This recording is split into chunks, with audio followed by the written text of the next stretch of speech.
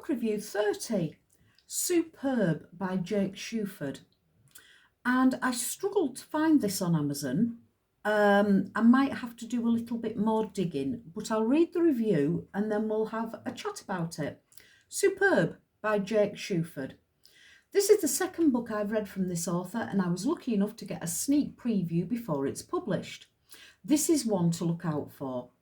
I have an idea about subsequent books, not necessarily sequels. I think that every book should be benchmarked by the standard of the one before. If the next book isn't as good as the last book, then I think it's time for the author to take a break. I just hope Mr. Shuford is in the process of writing his next book, because this is fantastic. I read Beneath the Sands by Shuford last year and it was excellent. A great mix of real-life science and character-driven horror. Buy it, read it, review it for others to read. It's fantastic. But this book surpasses even that. Superb, and it's acronymed, so it's S.U.P.E.R.B. Took me, tied me to a chair with one hand free to hold my tablet and wouldn't let me go until it was done. The writing is tight, his characters are beyond likeable and so well written that along with a hell of a pacey plot, it drives you through the book without giving you time to fasten your seatbelt. The author knows his characters, they aren't just people in his head. We're never told what the twins' favourite flavour of ice cream is, but if you ask Shuford, he could tell you without thinking about it. We like his characters, even Willis, who is short of a good slap and takes some loving. The description is tight and controlled, the book is full of description, it's not lacking, and the author writes pictures well. He's learned the craft of holding his description in check on the corners and then giving it its head on the straight so that every sentence adds something. It isn't full of empty padding that offers nothing to the story. The description is so good that the author made me gag. It involved a nose, a finger and a mouth. Oh, balk. I nearly lost my breakfast.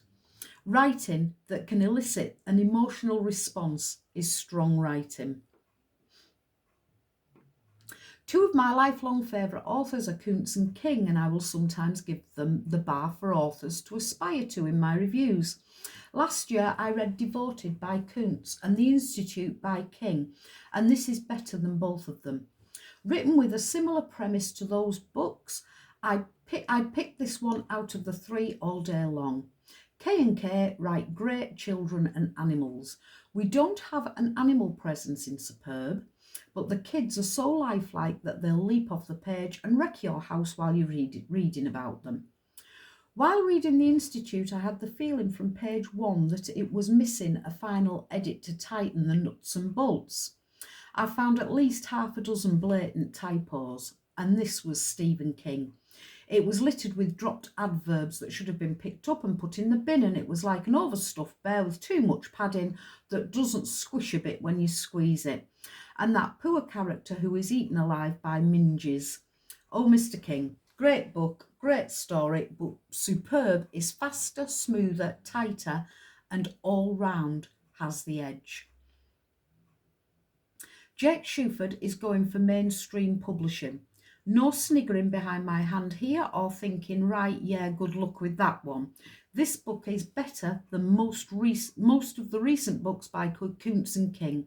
He's up there, and with the right backing he can do it, and I wish him every success. There is a movie bursting to get out of this book. To be released later this year, put it on your to-be-read list now. I'll be updating this one on release.